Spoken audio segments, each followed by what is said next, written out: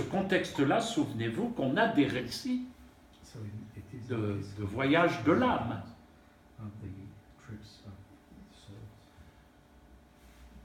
Et il y a certainement une filiation. Tout ça est lié. Alors je vous ai mis ici une petite représentation du XVIe siècle, justement. L'ascension vers l'Empyrée de Hieronymus Bosch, XVIe siècle. Et les chercheurs en art associent cette représentation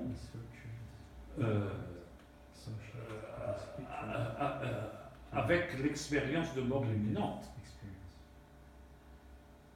Et vous voyez justement le tunnel et la lumière au bout du tunnel. Vous voyez aussi ces êtres qui viennent à la rencontre. Donc il y a un ange là, je n'ai pas de choses pour vous au milieu là. Hein. Vous voyez là, il y a un ange, deux anges qui aident à. Si vous avez un pointeur. Donc ça commence sur la terre.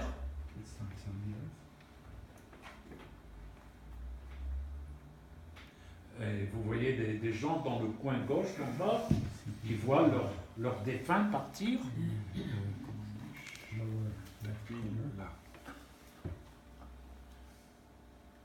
Ah, voilà. Donc ici, vous voyez la famille.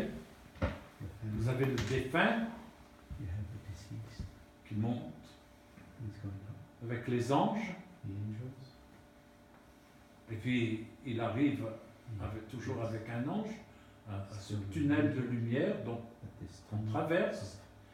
Et au-delà, il y a la lumière, l'être de lumière.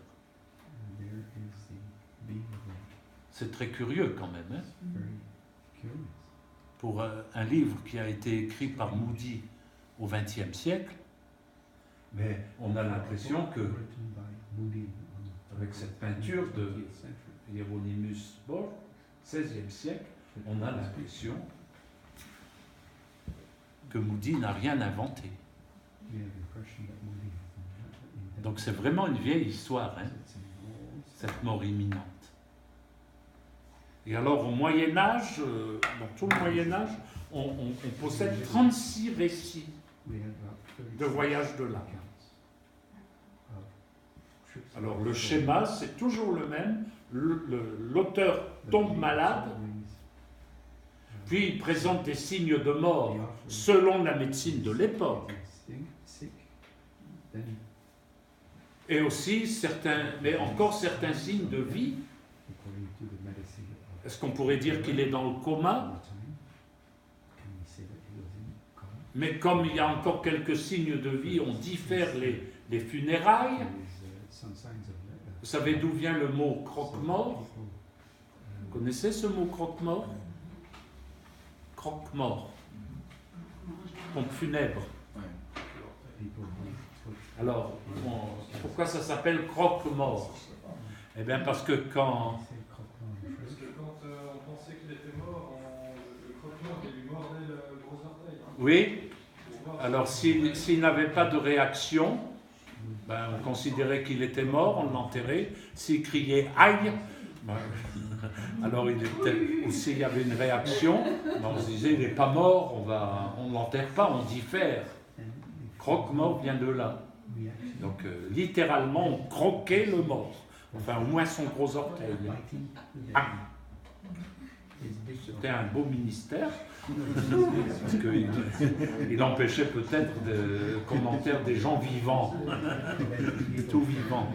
Vous ne saviez pas? Vous ne saviez pas que croque-mort, c'est ça? Bon. C'était pas le scanner et l'IRM. Hein.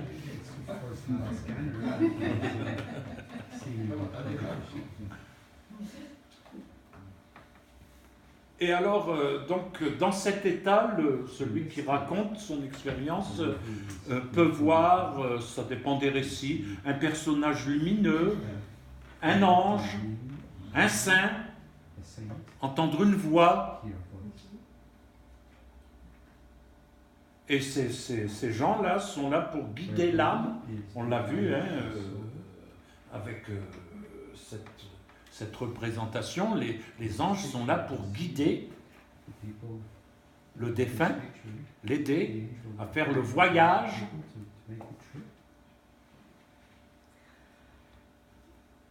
En fait, bibliquement, il n'y a peut-être pas de voyage du tout. Parce que Dieu est omniprésent. Et les sauvés ou les perdus sont dans les supplices. Donc on voit les sauvés, mais on voit aussi les perdus en enfer. Mais toujours l'enfer de la divine comédie. Donc ces récits ont aussi influencé la divine comédie au XVIe siècle. Donc vous voyez les sources un peu de la divine comédie. L'Apocalypse de Paul, 36 récits. Et malheureusement, je dis bien malheureusement, beaucoup de chrétiens, même évangéliques de nos jours, en sont restés à ça. On se représente l'au-delà comme ça. Et on se représente les démons comme des cornus, velus, fourchus, à sabots avec une queue. Pour moi, c'est une tactique diabolique parce que les gens ne peuvent plus croire à des diables comme ça. Mais on reste là-dessus. Et alors, maintenant, à l'époque moderne, donc c'est surtout à partir du XVIIIe siècle, de nouveau des récits qui vont circuler, mais dans les milieux protestants. Et les protestants ont beaucoup exploité. Donc je suis protestant, hein, vous l'avez compris. Mais